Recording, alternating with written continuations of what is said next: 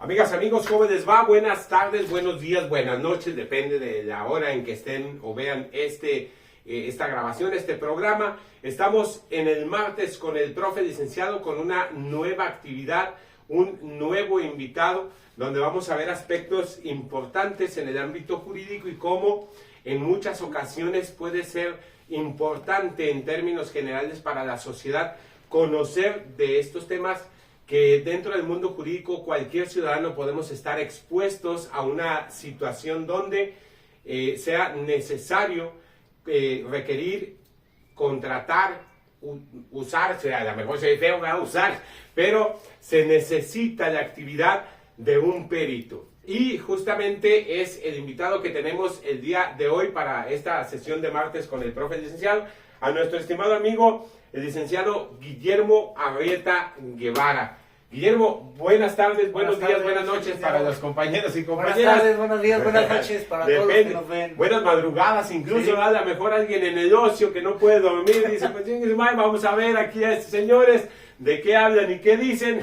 Entonces, vamos a tratar el tema de qué es un perito, qué hace un perito y algunos otros puntos que vamos a tratar el día de hoy. Como todos nuestros invitados, vamos a dar una reseña breve, digo breve, porque si se han dado cuenta de las personas que hemos invitado para que nos compartan en estas sesiones de martes con el profe licenciado, tienen un currículum interesante y de muchas actividades realizadas. Por eso vamos a hacer un pequeño y breve resumen. Nuestro amigo Guillermo Arrieta Guevara es licenciado en Criminología por la Universidad Autónoma de Nuevo León. Ya con la licenciada Nora vimos alguna diferencia entre criminología y criminalística. La licenciatura de nuestro compañero es en criminología. Tiene una especialidad en seguridad pública por la Universidad Autónoma también de Nuevo León, un diplomado en seguridad avanzada por la misma universidad, certificación para laborar en el nuevo sistema procesal penal de oralidad en materia de justicia por la Fiscalía General del Estado de Guanajuato, una certificación CSI en Guanajuato para trabajo de procesamiento de lugares de intervención, escena del crimen, fotografía forense, programación neurolingüística, cadena de custodia dirigida a peritos, huellas de origen lofoscópico y luces forenses por la Procuraduría General de Justicia del Estado de Guanajuato, antes Procuraduría, ahora Fiscalía, identificación de armas de fuego y explosivos, actualización para perito forense en el sistema jurídico penal por el ICITAP, entre otras varias capacitaciones. Ha sido docente en las materias de criminología y criminalística en la Academia Metropolitana de Policía de la Ciudad de León, Guanajuato, docente en las materias de criminología, victimología, criminalística y sociología criminal en el Colegio Libre de Estudios Universitarios. Ha desempeñado varios cargos en la entonces Procuraduría y ahora Fiscalía General del Estado de Guanajuato como perito criminalista en servicios periciales en la Agencia de Investigación Criminal, y una amplia experiencia en el campo de varios años de ser perito. Alguna experiencia extracurricular, fue invitado como docente en la formación de la Unidad Policial Especializada de Trabajo en Criminalística en la bellísima ciudad de Mérida, Yucatán. Invitado como docente también en la capacitación para policías municipales para el municipio de Querétaro. Invitado también como docente en la capacitación de policías ministeriales para la Procuraduría General de Justicia del Estado de Querétaro, entre otras tantas cosas. Como podrán observar, al igual que todos nuestros invitados, una amplia experiencia. Mi estimado Guillermo, muchísimas gracias por aceptar la invitación, por estar el día de hoy aquí compartiendo con nuestros seguidores. Y pues vamos a entrar en materia. ¿Qué podríamos decir? ¿Qué debe de entender la gente que es un perito? Un perito es toda persona aquella que es experto en una materia. La materia que sea dactiloscopía, valuación, hechos de tránsito terrestre. En mi caso en lo particular, yo soy perito criminalista. Perito en criminalística. A ver, mucha gente pensaría que áreas como por ejemplo la documentoscopía, la lofoscopía, la evaluación no estarían dentro de una pericia. Pero un perito lo podemos denominar, dices tú, en cualquier área, incluso más allá de las áreas o las ciencias forenses como generalmente Sí, lo decimos, ¿no? Un perito puede ser un sociólogo, Sí. un psicólogo Un también, licenciado en Derecho es perito en Derecho. un licenciado en Derecho, es decir, es el experto en Así alguna es. materia. Algún curador de arte es un perito en esa materia, un catador de vinos, un catador de Así café. es. O sea, mientras sea experto en una materia, le podemos denominar ese título de perito. Ahora, en el campo jurídico, donde normalmente se requiere un perito, ¿hay ciertas características o ciertos requisitos que deba de cumplir ese experto en alguna materia? Sí, no solo tiene que ser experto en Ok. la escuela empírica, también tiene que tener sus certificaciones, sus capacitaciones, documentos oficiales con los que pueda acreditar su pericia, ya sea en criminalística, dactiloscopía, licenciaturas. Es importante que el perito tenga estos documentos, que lo acrediten. Es decir, que se combine el aspecto teórico con el aspecto práctico, ¿no? Correcto. El qué se tiene que hacer y el hacer propiamente. Así es. Pero ahora, a ver, pensemos, tú eres licenciado en Criminología por la Autónoma de Nuevo León. Ujú. Cuando tú empezabas, digámoslo así, a hacer peritajes, podríamos decir que ya eras un experto o eres experto en el ámbito teórico y comienzas, digo, cualquier profesionista, cualquier profesional, pues nos enfrentamos a lo mejor al primer juicio y sí, pues yo tengo mi cédula profesional y mi título y yo digo soy licenciado en Derecho, pero ya en la práctica a lo mejor son, como decimos, nuestros pininos y podría decir, pues todavía no soy un experto, o se podría denominar que sí con el aspecto teórico. No, la experiencia no solo es lo teórico, también Ok. es lo práctico. Tú sales de la licenciatura, tú sales de tus capacitaciones, tienes las bases, tienes el conocimiento teórico. ¿Ok? Pero si esto es complementario con lo práctico. Si yo soy perito criminalista, debo salir en criminalística de campo, debo salir a campo, debo salir a procesar lugares, escenas del crimen, para con la teoría y el conocimiento que ya tengo, aplicarlo en la escena y tener esa pericia. Ok, tú muchos años fuiste perito oficial, digámoslo así, en alguna institución. ¿Qué tanto te da para el mundo práctico, ya ahora que estás como perito particular en lo privado? ¿Qué tantas bases te da el estar en una institución? Bastantes. En mi caso en particular, que fui perito criminalista, uno como perito criminalista, la fiscalía conoce muy bien que es el primer eslabón de cualquier línea de investigación. Ok. Es por eso que nos certifican y nos capacitan en todas las ramificaciones o vertientes de la criminalística. Dactiloscopía, balística, hechos de tránsito, números de identificación. ¿Por qué? Porque si yo llego a una escena del crimen y me pongo a realizar búsqueda de huellas y no sé lo que es una huella dactilar, no sé identificar su fórmula fundamental o si es una huella útil para cotejo, Exacto. cuando la huella llegue al laboratorio de dactiloscopía no va a ser útil. Esta es la gran ventaja que los peritos criminalistas tenemos, que tenemos toda esta certificación, bueno, en mi caso en particular, por parte de la Fiscalía o en aquel momento la Procuraduría, que nos certifica y nos capacita en todas las vertientes de la criminalística de campo. Ok. Ahora, en el ámbito jurídico, tanto en la materia civil y en otras materias, como en la materia penal también, se dice o se exige el requisito de que un perito debe de contar con título oficial en la materia en la que va a peritar, ¿no? Así es. Y hay una salvedad ahí en la norma que refiere siempre y cuando esté regulado. ¿Cómo la criminología empata o funciona o sirve para realizar peritajes en materia de criminalística? ¿Qué tanto te ayuda la criminología? Aquí es importante diferenciar la criminalística y la criminología. La criminología es una ciencia que se dedica a estudiar el psique criminal o el psique de la persona que comete delitos. Okay. Es específicamente psicología criminal, mientras que la criminalística es una disciplina que se aplica para auxiliar al derecho penal y esclarecer un hecho. ¿Qué importancia tiene la criminología? Que uno como criminólogo puede darse cuenta al momento de procesar una escena del crimen de qué persona se está tratando. Ejemplo, llegamos a una escena del crimen donde hay una persona con 15 puñaladas, no es lo mismo 15 puñaladas a un balazo. Exacto. Existe un vínculo emocional, lo cual la criminología nos abre ese camino para auxiliar a las autoridades en este caso y reducir la línea de investigación. Al existir un vínculo emocional, podemos determinar que la víctima conocía al victimario.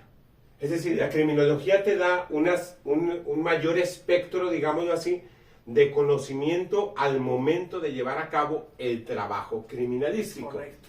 Es interesante la criminología porque, como dices, es diferente que una persona tenga un disparo por un arma de fuego, un balazo, a que una persona efectivamente tenga un sinfín de lesiones que te abre tanto la expectativa como reduce incluso las líneas de investigación que pueden servir. Y eso también es parte del perito, ¿no? Decirle a las autoridades, mira, dentro de esto encontramos esto, esto y esto y esto, y viene la recomendación justamente de un experto, busca por aquí, busca por acá, ¿no? Es por eso que es muy importante que los peritos en materia de criminalística sean criminólogos, porque ellos traemos esa noción que nos permite ir a más, ver un poco más que cualquier otro perito. En la fiscalía hay muchos ingenieros, hay muchos licenciados en Derecho o licenciados en otras materias, hasta en Mercadotecnia. ¿Sí? Sin embargo, un perito criminólogo tiene esa visión para ayudar y complementar las líneas de investigación, en el caso particular dentro de la fiscalía. Justo incluso porque son dos áreas relacionadas, ¿no? Específicamente la criminología con la criminalística y todas las áreas que dentro de la criminalística podemos encontrar. Ahora, ¿qué dirías tú que es lo más complicado de ser perito? Lo más complicado de ser perito, que digas, puta, esto a mí como perito o en la generalidad de los peritos que yo conozco, esto es lo que se nos hace más complicado. Más allá de a lo mejor de cuánto cobro, ¿no? No, lo más complicado siempre va a ser el resultado del estudio científico. Okay. Porque así te contratan, en materia particular, te contratan para realizar un peritaje. Ajá. Y dicho peritaje sale con resultados que no favorecen al defensor. Es complicado decirle, ¿sabes qué? Hice el estudio y tú querías que fuera una correspondencia positiva, pero lamentablemente es negativa. Oye, ¿lo puedes cambiar? Lamentablemente no. ¿Por qué? Porque yo voy a defender ese peritaje. Exacto. Y si no tengo los fundamentos o si no tengo los argumentos, mi desahogo como órgano de prueba va a ser cuestionado altamente y mi reputación como perito se puede venir abajo. Y al final de cuentas es que ciencia, ¿no? Digo, yo en el aspecto muy particular, en la materia civil o en la materia familiar o en la materia penal, siempre en la etapa que se llama alegatos, yo siempre digo que el ser humano miente y la ciencia, eso no miente, o sea, a la ciencia no le puedes mover poquito para decir qué es esto, porque el resultado y otras personas y lo que nos dice la ciencia y lo que dicen un sinfín de autores te va a decir, es así. Sí, un ejemplo muy claro. Tienes una declaración de una persona que dice, yo vi y le dispararon por la espalda.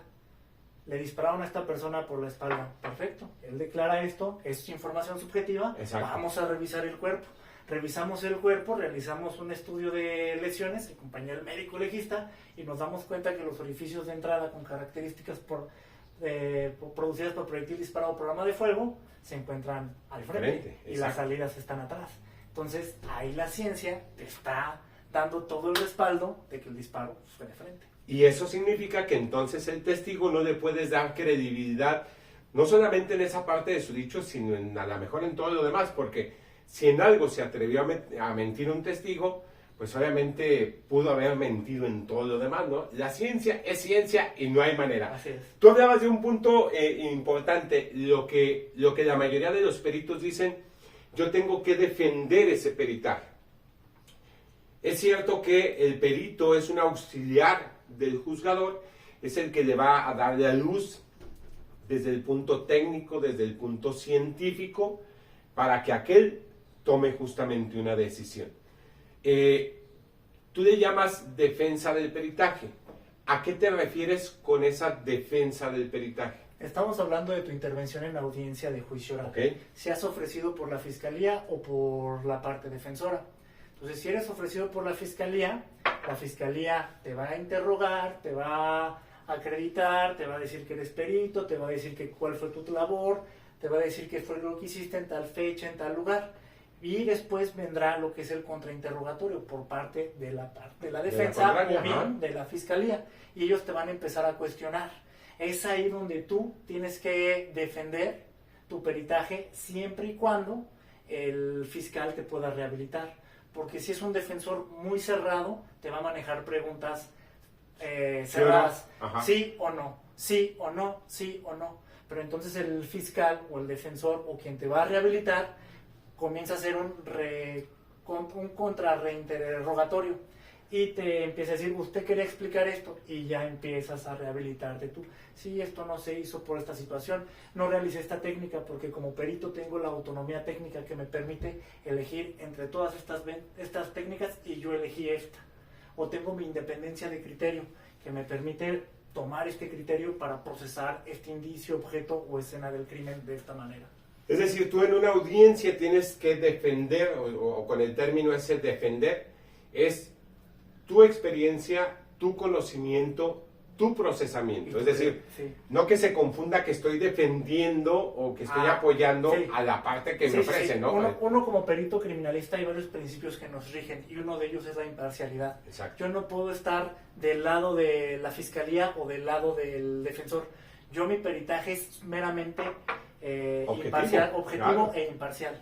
Porque decimos, ciencia es ciencia, o sea, no hay vuelta de hoja. Ahora, también en esa defensa del peritaje, sabemos que en nuestro país, por ejemplo, el perito o cualquier otro testigo está sujeto a lo que le pregunte quien lo ofrece y en su caso quien lo contrainterroga, ¿no? Por ejemplo, en Guatemala, cuando yo conocí el sistema procesal penal de Guatemala, a los policías y a los peritos llegan a audiencia y quien le pregunta primero son los jueces. ¿Por qué? A mí se me hace lógico, porque ellos son los que necesitan información y ellos son los que van a tomar una decisión, entonces ellos son los que deben de tener claro qué fue lo que sucedió. Pero en México no lo hacemos así. En México estamos sujetos a lo que me pregunten y me repregunten, ¿no? En el interrogatorio directo y en el contrainterrogatorio. Eso significa que puedes tener mucho conocimiento, puedes a lo mejor tener los elementos para dar una explicación muy clara, pero depende de entonces qué tan bueno es el que te pregunta, así ¿no? Es, quien pone la pauta y quien lleva la pauta del desahogo de este medio de prueba y quien va a sacar la información del perito. Exacto. Es el fiscal o el defensor, y no hay otra. ¿Te has sentido frustrado en alguna audiencia donde digas, por acá internamente, güey, pregúntame esto, no, que claro. No te preguntan lo que verdaderamente debe ser? ¿Y ahí qué haces? Simplemente guardar silencio, apretar los puños y decir, ¿me hablan? Ni pex, dijo aquel, ni pedo, dijo el frijolito, ¿no?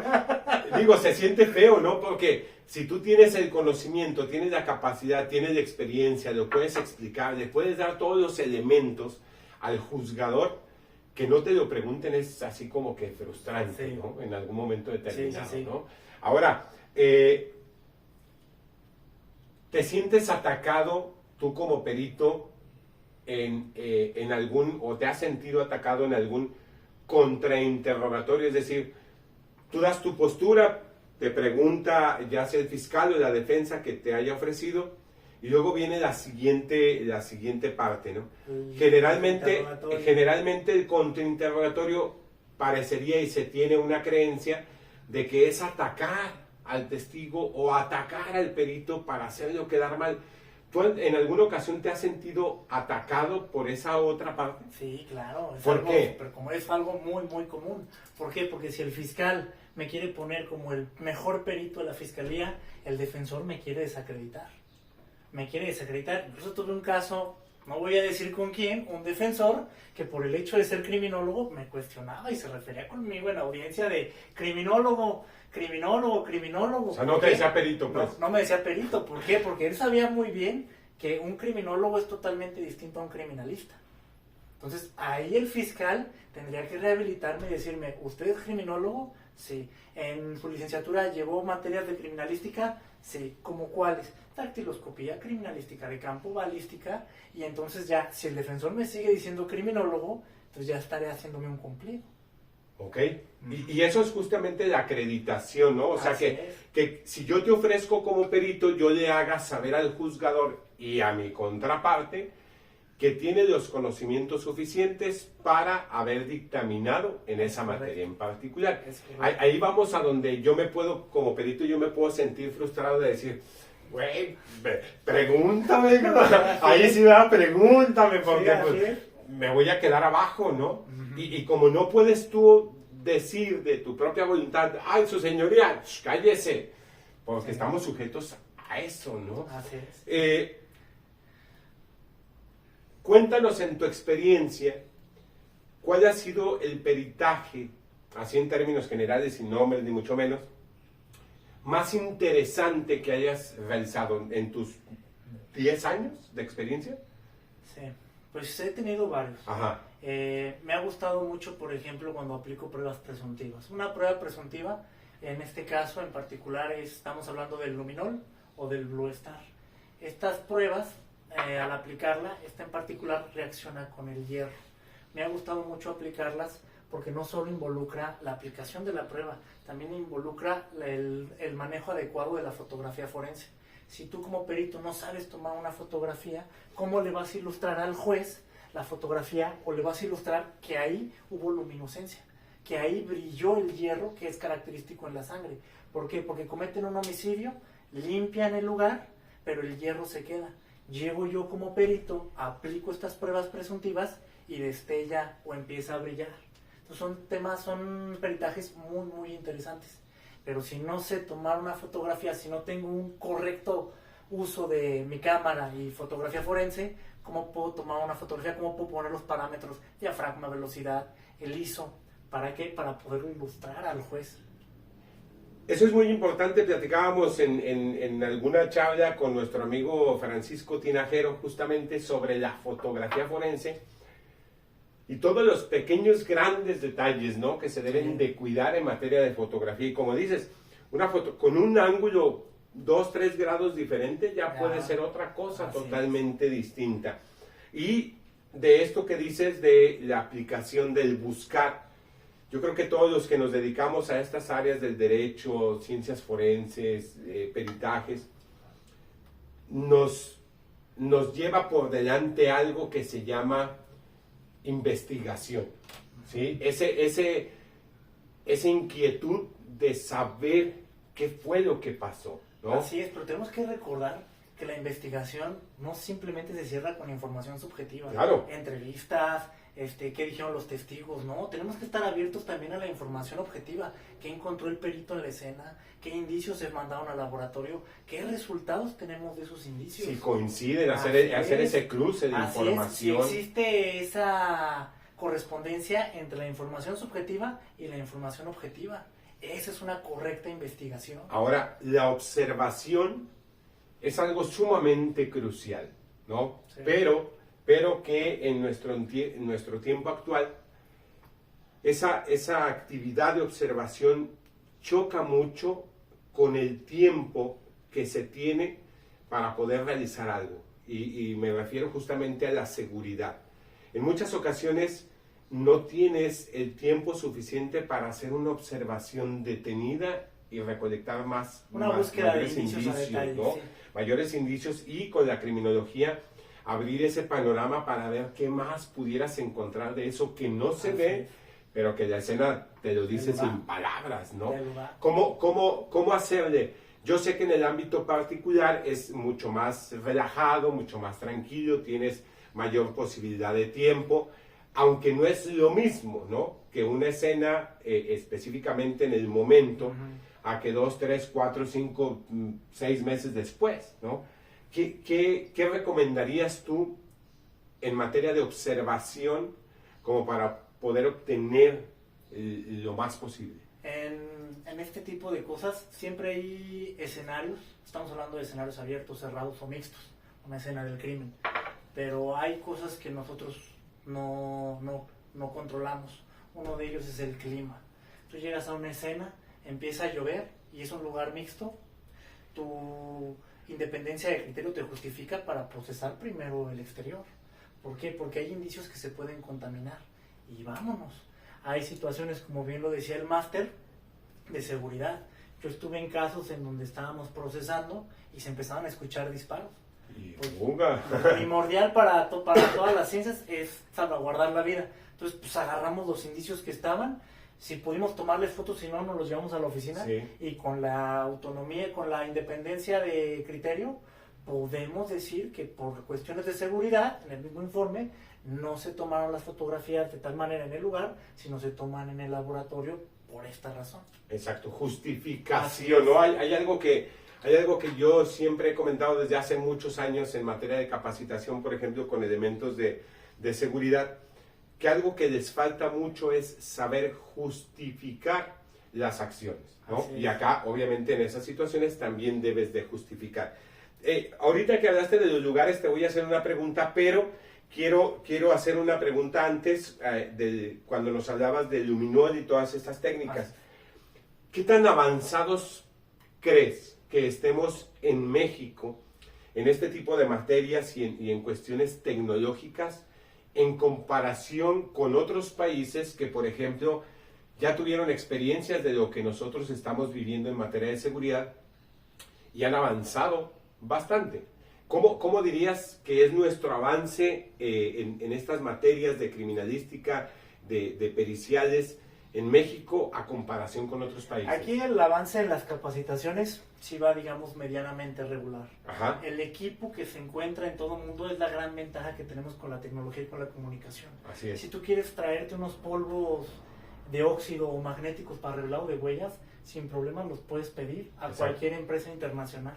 Empresas que surten a instituciones como el FBI o como la Interpol. Pero que no lo tenemos en México. Que no lo tenemos en México, pero uno como particular, si quiere, le puede invertir. Tienes la ventaja, pues, de poder ventaja, solicitarlo, exacto. Así es, uno puede traerse el equipo. Aquí es cómo lo vas a usar. Eso es que capacitar. Exactamente, esa es la la otra. Usarlo, así claro, es. claro, no se trata nada más de que te den un aplicador metálico y digas, ay, chinga, oye, ¿qué onda, no? Sí, tan solo con las ondas de frecuencia de luz. Exacto. Va desde los 360 hasta los 890, que son 850, que es el IR.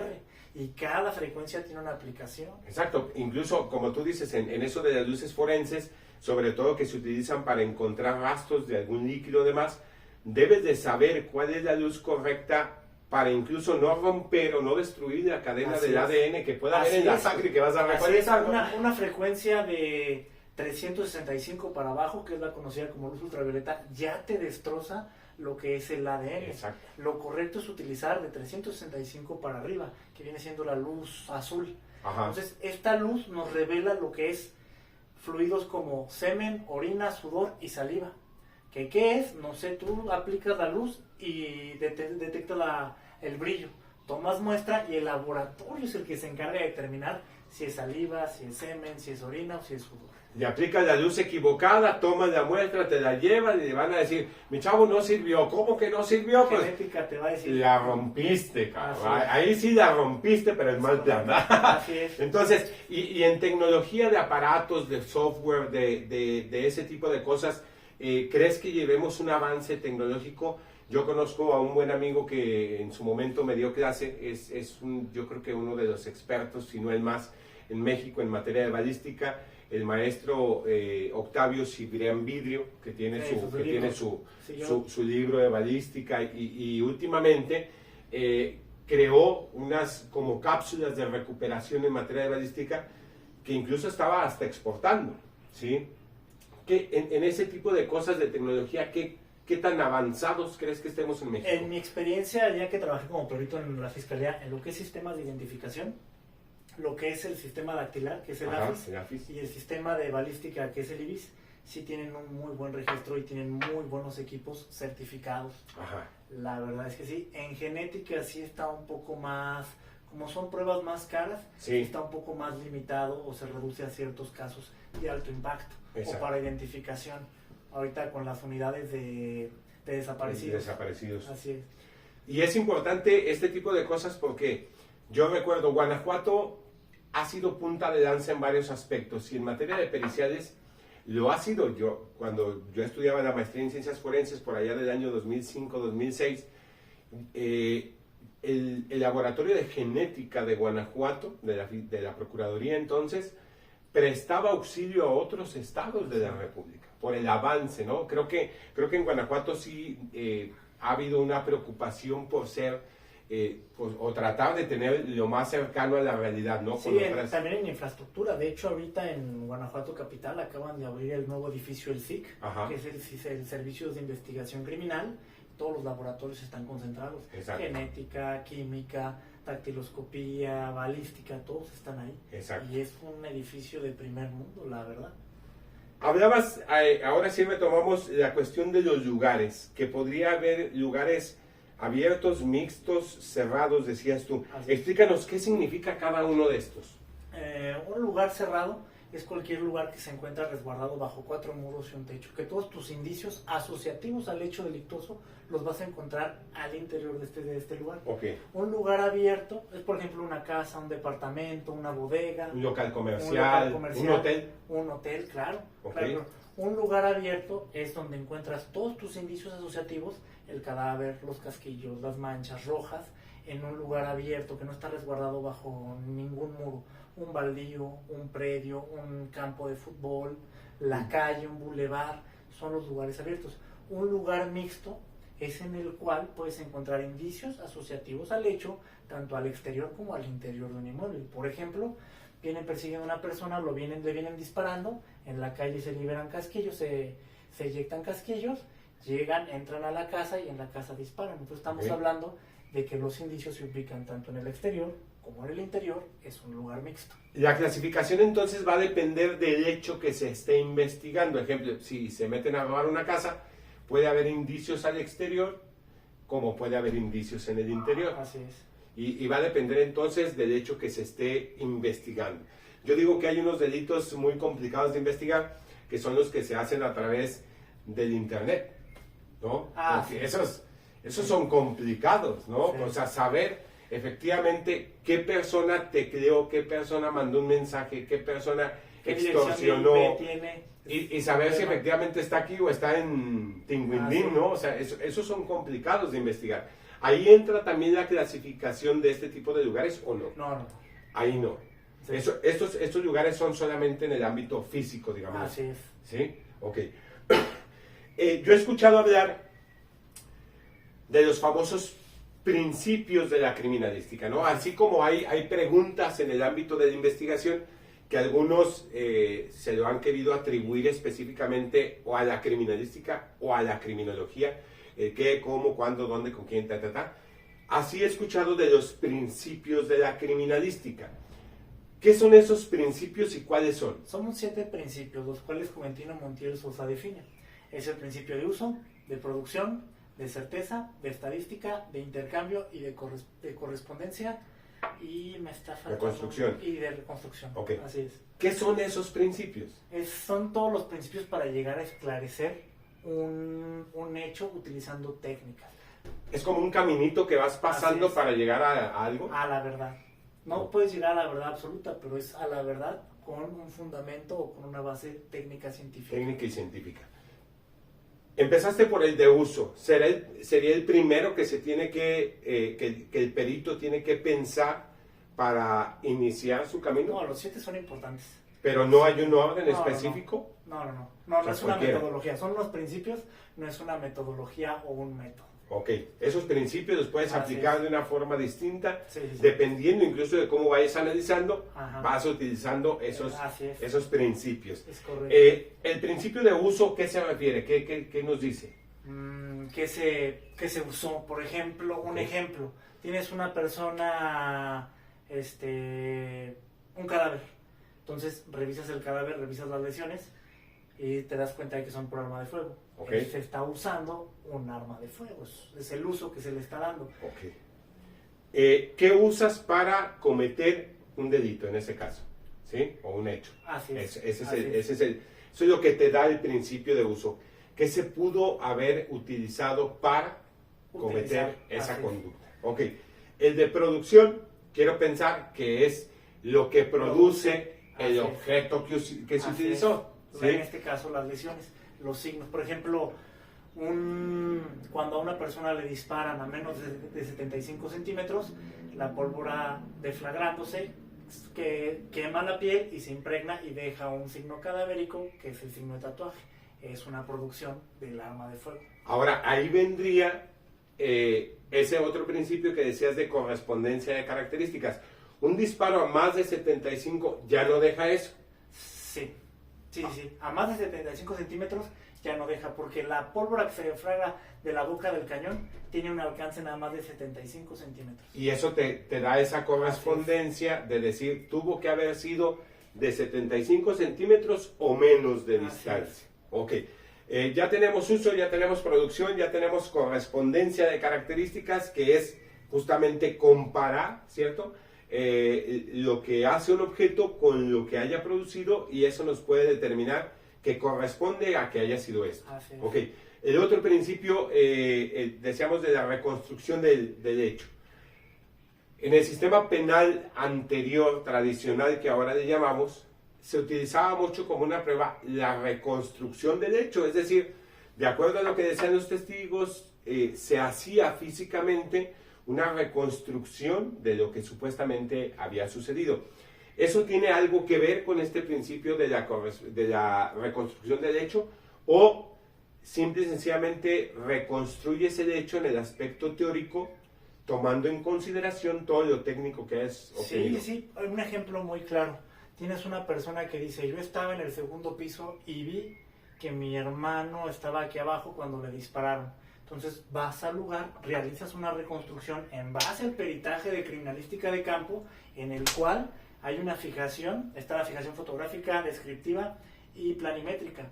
Tomas las medidas reales y reconstruyes o pones justamente donde estaba parado el hermano o los indicios, subes a la ventana y te das cuenta que no es posible poder observar desde esta ventana la parte de abajo donde se encontraba el hermano. Entonces, la reconstrucción te ayuda mucho para poder esclarecer el hecho. Pero vamos, el perito lo hace en lo particular, no me refiero a que sea un perito particular, sino lo haces en lo particular sin ninguna autoridad, sin nada, ¿no? O sea, tú haces el trabajo. Si es perito de la fiscalía te va a apoyar, claro, con la autoridad.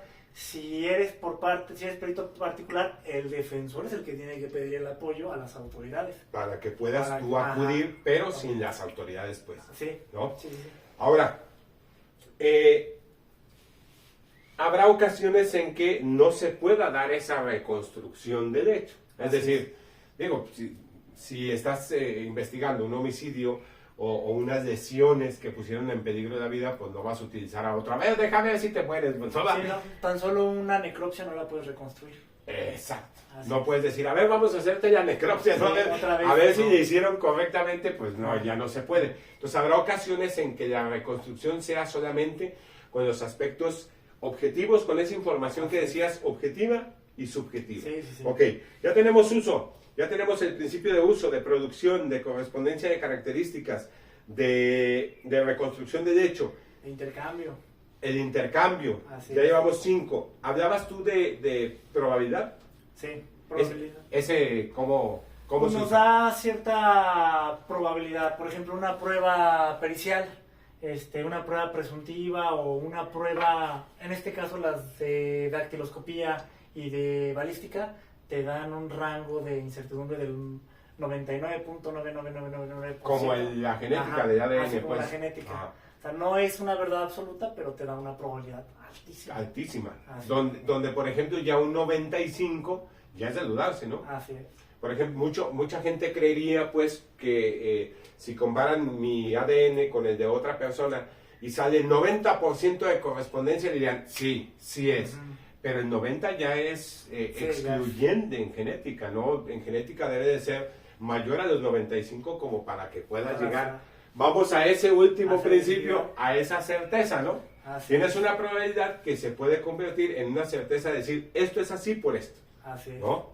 Y cumplimos los 7 principios de la criminalística.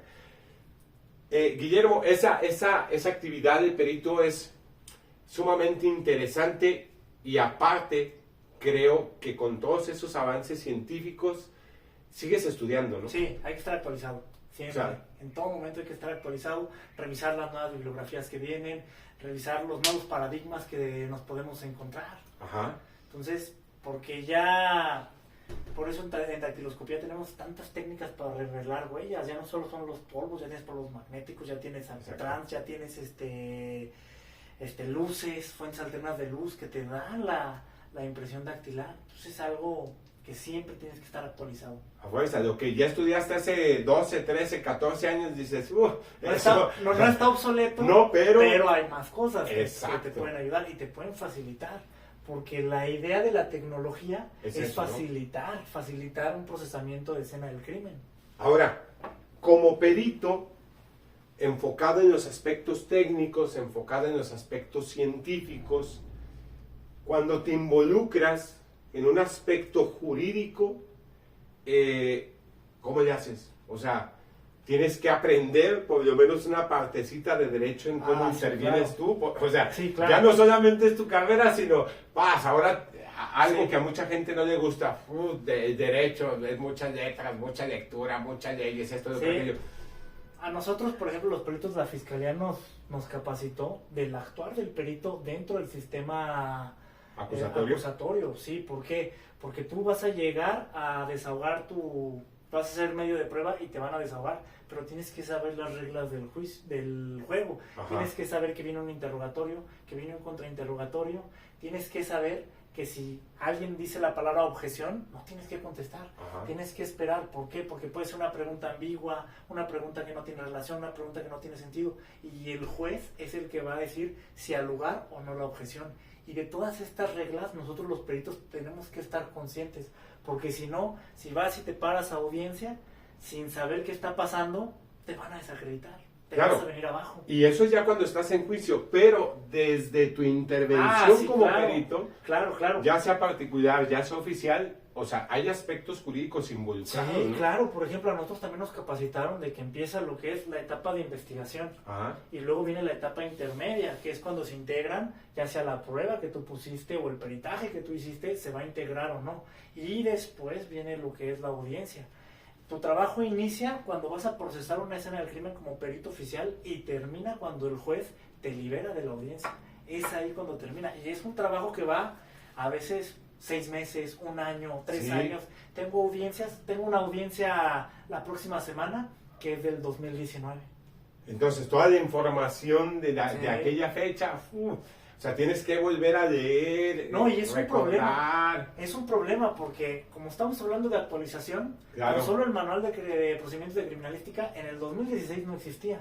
La cadena de custodia no tenía tanta solidez como ahora. Exacto. Antes no se hacían los embalajes exacto. O los sellados como ahora. Y ahora tú te vas a un juicio en el 2020 de un caso del 2016 y la cadena de custodia mal, pues te vas a ir para abajo. O sea, te puedes ir para abajo siempre y cuando no te hagan las preguntas adecuadas, lo que decíamos hace rato, para justificar, ¿no? ¿Por qué lo hiciste así? Sí, es válido, totalmente válido. ¿Sabes qué? En aquel año todavía no teníamos ni los manuales, ni el acuerdo 5, ni... No aplicaba, pues, no aplicaba. O sea, eso no se hacía en aquella fecha. Entonces, al día de hoy no me lo puedes exigir porque eso fue hace tantos años. Sí, claro.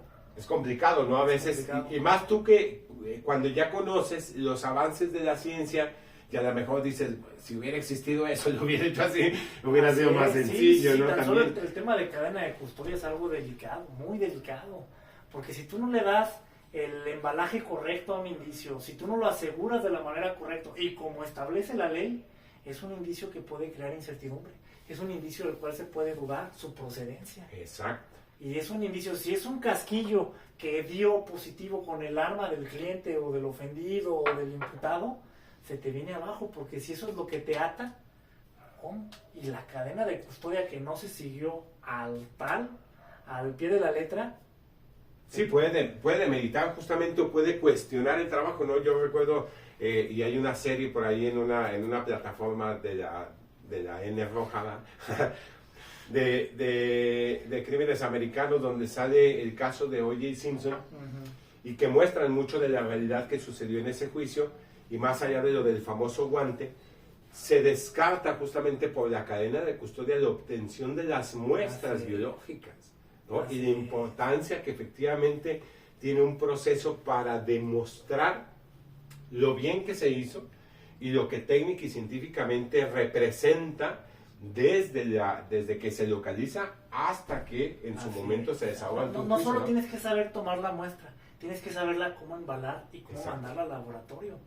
Porque si hay un cabo suelto en tu cadena de custodia, un defensor se va a dar cuenta, un fiscal se va a dar cuenta y te van a tirar abajo ese indicio. Esa es otra parte, si lo conoce, ¿no? Porque yo creo que te ha tocado ver que hay fiscales y que hay defensores, o que habemos defensores, que NPI de estas cuestiones, ¿no? O sea, no poseemos información, ¿sí?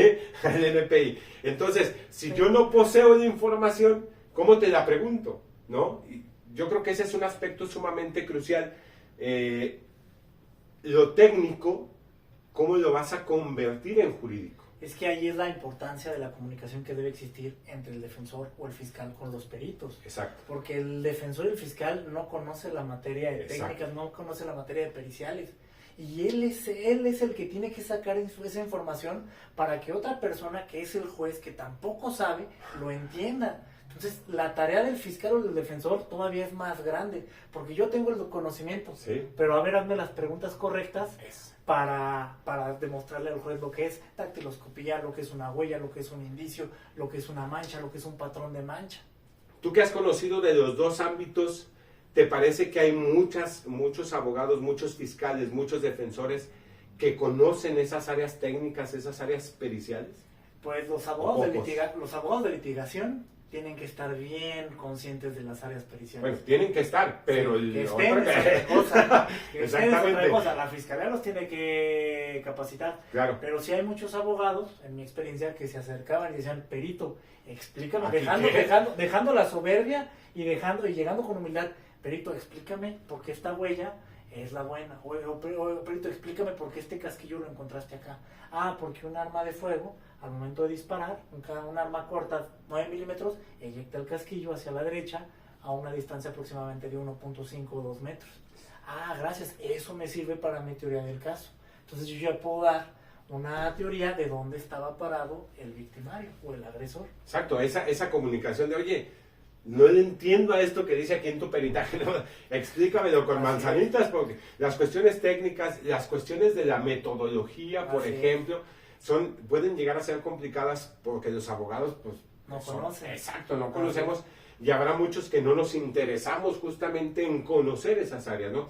Y que mientras más o menos conocimiento, pues obviamente va a ser mayor o menor la información que puedas obtener de un perito, ¿no? Así es. Ahora, ¿cuál ha sido, digámoslo así, tu mejor y tu peor experiencia como perito? ¿Por cuál quieres empezar? ¿Por la peor y la sanamos Pero con la ¿en qué- mejor? ¿En qué aspecto? ¿En la audiencia? En el que quieras. Tu peor y tu mejor experiencia en tu desarrollo como perito. Mi mejor experiencia, pues de las mejores experiencias son las que van desde el trabajo de campo hasta que realizo una excelente o una correcta búsqueda de indicios, señalamiento de indicios, fijación fotográfica, embalado y remitirlos al laboratorio, y que en audiencia se ve reflejado. Que en audiencia sacan mi indicio y se ve todo, el sellado, el formato de cadena, formato de etiqueta, y puedo sacar los indicios y ponerlos, y que el defensor dice, pues ¿por dónde? ¿Por dónde le llevo a este? O sea, Y- estás colaborando Ajá. para un buen fin, digámoslo así. así es una buena experiencia. Experiencias malas, pues he tenido experiencias en donde te entra el terror de que una vez me tocó que estaba procesando un local, un cadáver al interior, y se escucha un corredero, los policías y todos cortando cartucho. No, ¿sabes qué? Ahí al lado del muerto estaba en la cama, yo me metí abajo de la cama. Dije, ahorita se va a hacer la balacera, ¿de qué me quedo? Otra O fijo vez. que soy otro muerto. No, eso sí es grave, ¿no? Sí. Y ahí no importa si contamina, siempre nos ponemos trajes, pero al haber un problema de seguridad o un problema que atenta con tu vida, Sí, pues. toma las medidas que sean necesarias. Claro. Yo ahí estaba el muerto en la cama, recuerdo bien, me metí abajo de la cama y dije, bueno, aquí me quedo. Es Y casi- si llega, pues finjo que soy muerto o algo. Finjo Dices que... casi que si sintió la gotita caer, ¿no? Y pum, pum. Es complicado, ¿no? Sí, hay que tener estómago, porque no, uno ve en las películas que es, ay, la escena del crimen, y ay, esto, pero no te dicen lo que viene en las letras pequeñas. Te tocan casos con cuerpos en estados de descomposición. Exacto. Y es un olor que se te impregna en el cabello, en la ropa, y hay veces que tu ropa queda prácticamente para desechar. Sí, ¿no? O cuando tocas por primera vez una persona muerta, que ya está fría, pues, y lo tocas y la frialdad se te queda 15 días en tu hay cuerpo, personas, ¿no? hay personas que, por ejemplo, está lo que es el espasmo cadavérico y el rigor mortis, que es la dureza que el cuerpo va obteniendo conforme va pasando, pero el rigor mortis es instantáneo, es para aquellas muertes violentas, un hecho de tránsito o alguien que ya sabía que lo iban a disparar, y hay veces que los rostros quedan muy marcados, un rostro de muerte. O sea, me tocó una persona ahogada que tenía el rostro de desesperación, de la angustia. Y son cosas con las que no vas a poder olvidar y tienes que aprender a vivir con ellas. Sí, como dices tú, debes de tener estómago, ¿no? La primera vez que llegas a lo mejor a una necropsia y lo abren y empiezan a salir los gases bien bonitos y sí, hay peritos, perfumito. hay peritos que tienen 8 o 9 años de experiencia y les toca ir a una necropsia a recabar unas esposas o a recabar las decaractilares. Fotografías. Y se vomitan, dicen, no, es que no puedo, me descanché o algo. A mí también me llegó a pasar. Duré como unos 8 meses sin que me tocara un espasmo de putrefacción, y cuando volví a desenterrar a uno, no, eso es algo, es un olor horrible. Pero dirías que pierdes la sensibilidad por ese tipo de trabajo. No, te hace más sensible, te hace valorar la vida. Okay. A mí todos me dicen, tú debes de ser muy frío. No, todo lo contrario, me doy cuenta de lo frágil que es la vida humana y me valoro a mí y a mis seres queridos. Sí, porque ya estando en una planchita, no eres nada, sí, ¿no? Te mueven, más, te hacen como quieren. Así te masajean todo por dentro. Así es. Hay algo bien curioso. Tú ahorita nos dirás si encontraste ya alguna respuesta o hay alguna explicación. Creo que hasta ahorita no hay ninguna, pero ya tú ahorita nos dirás. Es algo interesante. En los accidentes de tránsito en particular, es muy curioso cómo las personas se les sale un zapato. Sí. Chancla, tenis, botas de vaqueras, pero te encuentras un accidente y ¡paz! Un zapato por allá.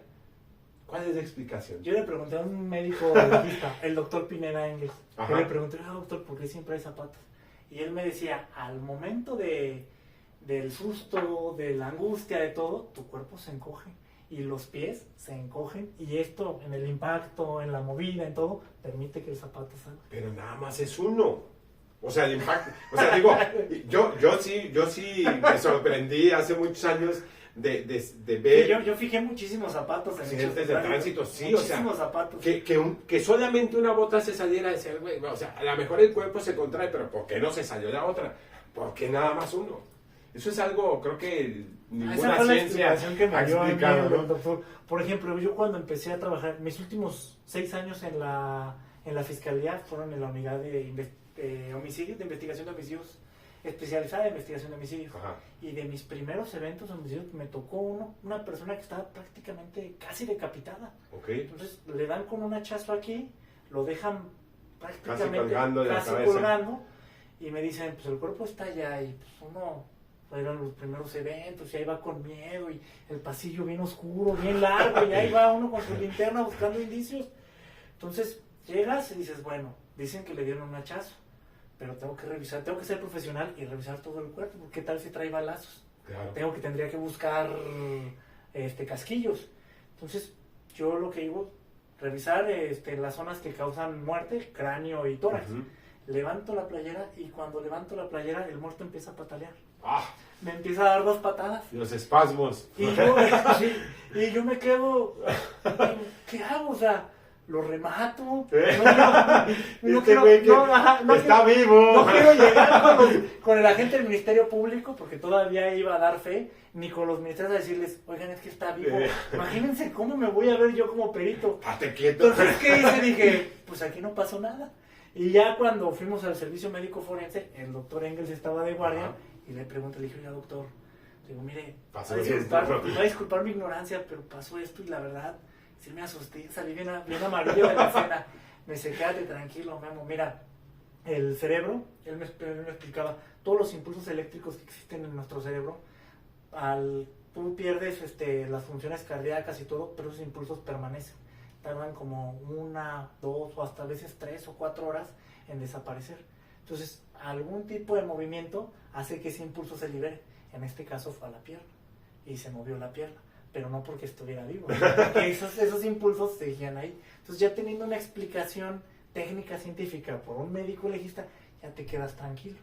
O por ejemplo, era bien común que movíamos a los cadáveres y se pedorreaban o empezaban a balbucear. Entonces dices, oye, ¿qué está pasando? ¿Se está vivo? No, la explicación es que cuando empieza el proceso de putrefacción, los gases empiezan a albergar en el estómago. Por eso las manchas verdes empiezan en esta área. Exacto. Entonces, cuando tú mueves el cuerpo, solo tiene 2 salidas. Una es por el aquello y el otro es por la boca. Por el Entonces, asterisco por el asterisco, por el sin orillas. Por eso es muy común que eso pase en los muertos. Muy común. Sumamente interesante la labor, sumamente amplio el conocimiento que se debe de tener, ¿no? para ser perito. Y ya casi terminamos, mi estimado Guillermo. No seas malo, dime, ¿en qué áreas tú te desempeñas como perito para que nuestros seguidores sepan? Primero, ¿en qué áreas te desempeñas como perito? En la actualidad yo soy perito criminalista y puedo tomar, debido a las capacitaciones que tuve, todas las áreas vertientes de la criminalística. Dactiloscopía, balística, hechos de tránsito, sistemas de identificación, números de identificación. En parte en la fiscalía también estuve en varias unidades y también recibí capacitaciones en documentoscopía y en grafoscopía.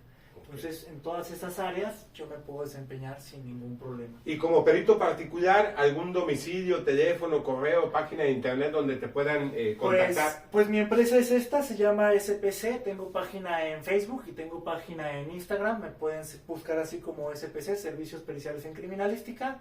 Me pongo a sus órdenes en el teléfono 477-188-5593 para cualquier asesoría, peritaje en materia de criminalística. Estoy a sus órdenes. No solamente en el área penal, sino también en el área civil, familiar, mercantil. Sí. Grafoscopía, documentoscopía. Así es. Perfectísimo. Mi estimado Guillermo, muchísimas gracias por haber venido, muchísimas gracias por esta explicación, por esta amplitud del conocimiento. Si tienen alguna duda, sugerencia, comentario, aclaración, propuesta, chiflidos, aplausos, ventadas de madre, ya saben que son bienvenidas. Ahí estamos al pendiente para las próximas sesiones de martes con el profe licenciado. Tenemos unas sorpresas interesantes. Hablaremos con un sociólogo y haremos una experiencia interesante sobre el próximo aniversario que se viene de la comunidad LGBTTQI+. Y posteriormente hablaremos también con una invitada de la materia neurociencias, que es también sumamente interesante cómo ahora la neurociencia empieza a darnos luz de muchas cosas. Por el momento, ya saben, pórtense mal y cuídense bien, acuérdense que más vale prevenir que bautizar, y nos despedimos como el ginecólogo, parto sin dolor. Nos vemos en la próxima, muchísimas gracias.